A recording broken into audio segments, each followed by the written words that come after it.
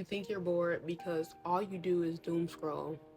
Well, here are a few hot girl hobbies to keep your brain from rotting and your attention span trotting. Starting hot at number one, crocheting or knitting. Crocheting, if you will. They're somewhat similar. I took on crochet back in 2022. It took me about 1 or 2 weeks to get the full fundamentals and basics down, only because I felt like I was super dedicated to learn it. Even so dedicated that I started a business behind crochet, but that's another story. There are many fun projects that you can do, from plushies to clothing like hats, scarves, sweaters, shorts, etc. for the summertime. And as for knitting, I worked up about a couple panels and gave up. And that should tell you a lot about knitting. I love the way it works up, but it definitely more time consuming than crochet. If you think this hobby is for you, then you have a lot of patience and you're gonna need a lot of yarn. Another hobby is painting. Painting is such a relaxing hobby. You don't have to be the best at it nor take it too seriously, because good art is subjective. So when it comes to painting, just allow your imagination to run free. You know what Bob Ross We said? don't make mistakes.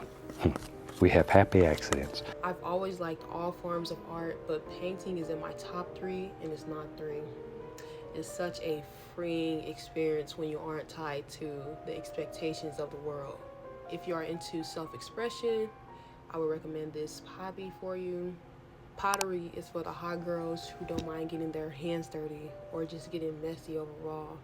I remember when I took an art class in school and tried it for the first time. We didn't use a spinner, but it was still so fun. I've been wanting to take an actual class for pottery.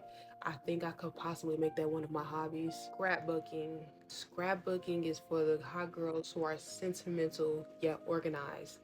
If you are into organized individual and you attempt to do this, good luck, Charlie.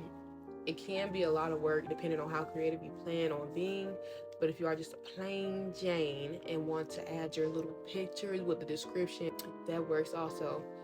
I've got a shoebox full of memories that I haven't got to, that I was supposed to, for my scrapbooking. Anyways, as for junk journaling, it's a bit more free, plus you don't have to be as organized. You're literally collecting junk you use or fine, like candy wrappers, straws, even chew gum. It's very cool from some of the junk journals I've seen.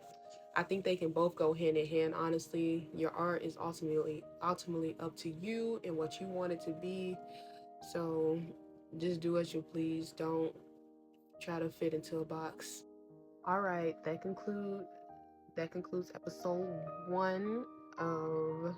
Comment which hobbies y'all are interested in or hobbies that you're already doing. Like, comment, and follow for more.